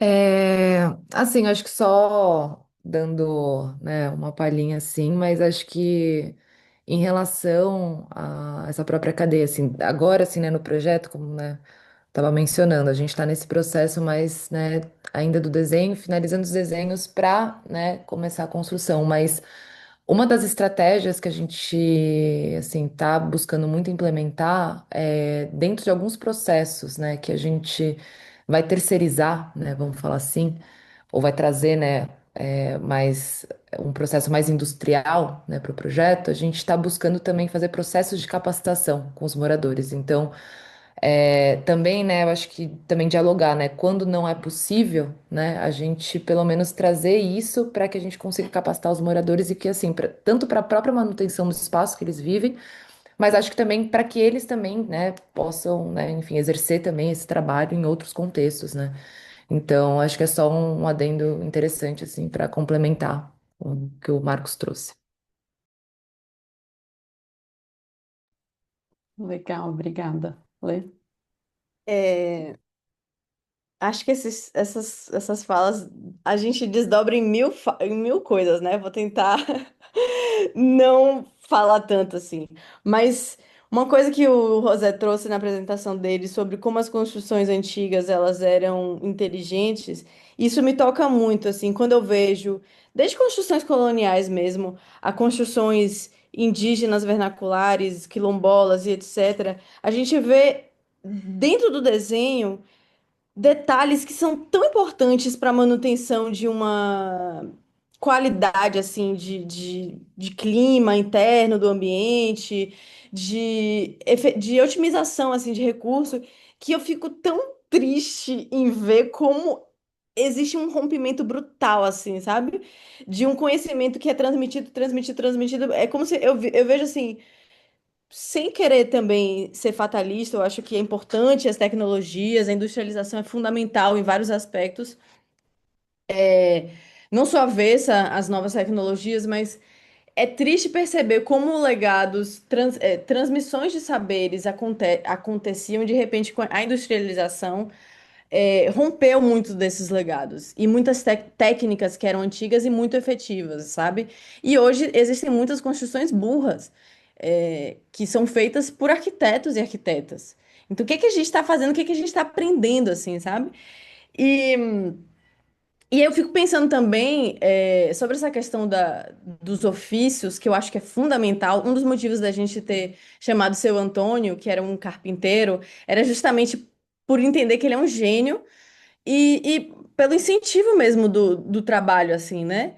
É, e eu fico pensando que, na verdade, a construção civil, ela é muito precarizada. Ela, ela é o lugar onde, tipo, o rapaz que não tem perspectiva de vida vê uma chance de trabalhar com o tio. Poxa, isso é bonito, é legal, mas será que, tipo, essas pessoas não também não merecem uma capacitação dentro da construção civil? E aí eu falo num espectro mais amplo mesmo, sabe? Até mesmo a construção civil formal, industrializada, com cimento, com ferro. Alguém citou aqui Sérgio Ferro. Ele fala sobre isso, né? Sobre a alienação dentro do canteiro de obras. Então, as pessoas que trabalham na base, trabalhando ali braçalmente, se lascando, desculpem o termo, pegando peso, muitas vezes estão alienadas ali daquele processo. Então, na verdade, quando a gente fala dos ofícios, eu acho ainda que é um refinamento de algo que é muito maior e muito precário. Porque a gente não está falando de uma construção civil que é técnica, que tem uma formação, que as pessoas recebem aprendizados, seja legados de família, seja legados técnicos de escolas técnicas. A gente está falando, na verdade, de um grande cenário onde tudo é muito precarizado. Quiçá as tecnologias é, artesanais. Então, quando eu penso que hoje, para a gente acessar esses tipos de arquitetura que são artesanais, infelizmente, só uma bolha acessa. Por exemplo, o caso do assentamento, tudo bem, é um contexto de comunidade de assentamento, não é um recorte social de alto poder aquisitivo, mas só foi possível porque houve dinheiro da Alemanha. É, então, eu acho que é muito crucial a pergunta: como fazer com que essas tecnologias não se restringam? Porque eu acho que é um cânone dentro da arquitetura e dentro de pessoas que valorizam o artesanato, de que tudo isso que a gente está falando é bom. Só que como atingir a grande população, assim, que não tem condição de pagar o artesão para fazer as casas? Então, o buraco é muito embaixo, assim, né? E aí, por isso que eu quero acreditar que a indústria pode ser um caminho possível. Porque eu acho que a indústria, uma vez que abaixa, facilita os processos, pode facilitar os processos, como pode destruir os processos também, mas ela pode facilitar os processos, ela pode entrar nesse lugar de democratização de acesso para algumas tecnologias que hoje são restritas a uma bolha. Só que hoje o que a gente vê, a indústria, pelo menos a indústria brasileira, eu imagino que na América Latina como um todo, ela está estagnada. Não tem pesquisa. Então, um ponto-chave dessa discussão é o incentivo mesmo à pesquisa, para que a indústria alcance todas essas discussões, sabe? Porque senão vai acabar sendo muito restrito a nichos. E aí, aí volta aquilo que eu falei, a pesquisa, a universidade, os profissionais sendo formados atentos a essas discussões, enfim. É uma discussão ampla e a gente pode passar horas falando disso. Obrigada. Não, acho que é isso, assim, a gente ter esse pensamento sistêmico e entender, né, quem que está fazendo incidência em qual etapa para que a gente, de fato, tenha um ecossistema, substitutivo. Vou trazer, então, Karina, você quer fazer essa pergunta para o José? Desculpa. Eu posso fazer aqui também. Menos. Ah, voy a hablar portuñol, pero es similar a la pregunta a la Ruina. Estoy muy interesada en saber sobre las metodologías de participación de los moradores y pensando en el barrio, que es algo mayor, grande, pienso que es un gran desafío, tanto la participación quanto a pactuação das decisões.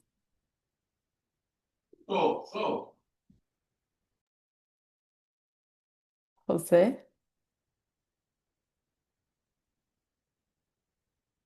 Hola, hola. Sí. ¿Has comprendido la pregunta? Un poquito, Entonces, si lo puedes traducir rapidísimo. sí, sí. Entonces, ¿cómo tú trabajas en el caso del barrio flotante? ¿Cómo estás trabajando con metodologías y estrategias de participación Ujú, comunitaria y cómo ujú, estás involucrando a los ujú, residentes en el proceso de ujú, elaboración del ujú, proyecto? ujú, Pero también pensando en la gestión, ujú, cómo acordar decisiones y ujú. tomar Sí. ahí tener directrices compactuadas. Ujú. Es muy interesante cómo van pasando las cosas porque primero se comienzan con una casa, ¿verdad? Con una rehabilitación de una. Luego, doña Teresa se vuelve la líder comunitario para poder reunir a todos los habitantes y comienza a generarse una organización informal y ella los lidera. Es como entender de que como, claro, son asentamientos que ya vienen de hace años dándose, que vienen heredándose uno tras otro. No hay una organización entre ellos, no hay una comunidad que realmente se haya dado orgánicamente. Entonces, lo que estamos haciendo nosotros es que ella sea la líder de la primera comunidad flotante. ¿Por qué? Porque lo que se está haciendo es generando unas cartas, lo que se le llama como un blueprint, ya es como una huella azul, que lo que queremos es llevar al político para generar las primeras normas de poder generar ello como un barrio ya constituido. Entonces, todas las personas que habitan ahí se hacen asambleas para poder hacer la recolección de firmas y poder entender sus necesidades y poder invitar a alguien del municipio, en este caso del gobierno local, para que se comprometa a que ellos ya sean una organización. Nosotros no podemos trabajar en comunidad si ellos no están organizados como comunidad. Entonces, es súper bonito que lo que está pasando es que cada persona se está comprometiendo al trabajo de colaboración con los maestros técnicos para aprender del oficio. Porque normalmente ellos son pescadores.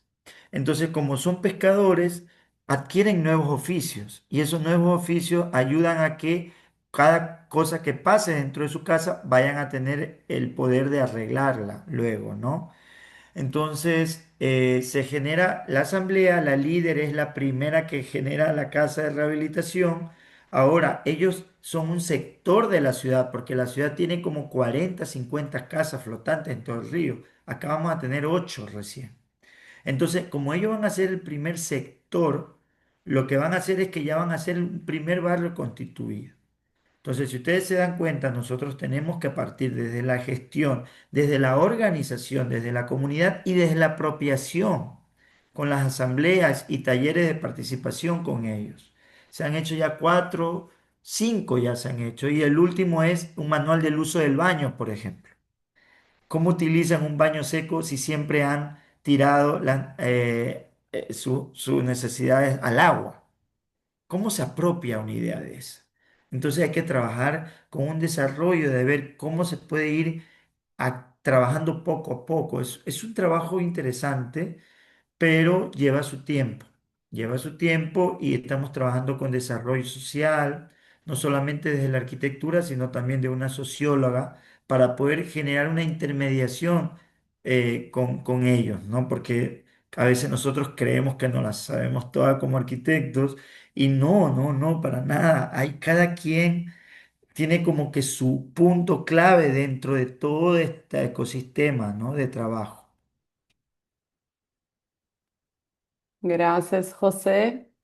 Y solo a encerrar, entonces, no sé si tienen como palavras finais, se vocês têm palavras finais para a gente fazer o encerramento. Mas antes de abrir, vamos ver só um comentário assim, né? Que eu acho que a gente trouxe hoje um olhar para a adaptação climática, que é tanto um olhar de viver com esses extremos, né, com as cheias do rio, com as chuvas, enfim, a possibilidade de sobreviver a uma onda de calor, né, num espaço mais fresco, enfim, mas ao mesmo tempo muito com um enfoque na criação de iniciativas comunitárias e que atuam não só nessa adaptação para viver com essa ameaça climática, mas principalmente, né, ou também, né, na verdade, atuam na redução da vulnerabilidade social e econômica desses locais, assim, né? Então acho que tem uma lente de uma adaptação que é decolonial, né? Que está promovendo a construção de outras bases, assim, dessa comunidade e da sociedade, né? Então, acho que tem aí uma diversidade de contextos, mas, assim, acho que tem esse olhar comum que não está, né, só olhando para dimensões de fato dos extremos, mas também está entendendo uma complexidade, outras camadas, né? Então, a camada da segurança hídrica, a camada da segurança alimentar, a camada, enfim, de uma construção de capacidade de autonomia local para viver com esses extremos, né? Então, desde já agradecer vocês pela relevância do trabalho assim que tem sido feito. Então, agora sim, convido a palavras finais para a gente encerrar o dia de hoje.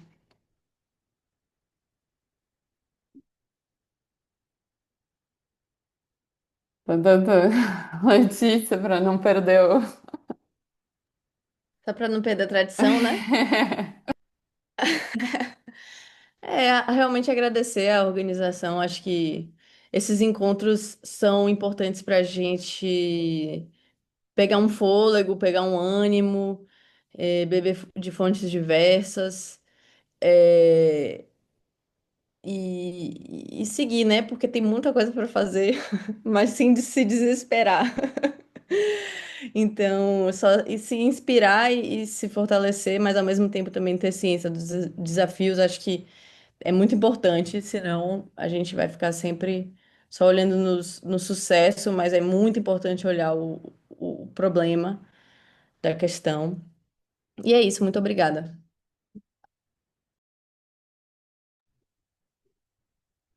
Bom, também agradecer Marcela, Marina, Marcos, toda a organização.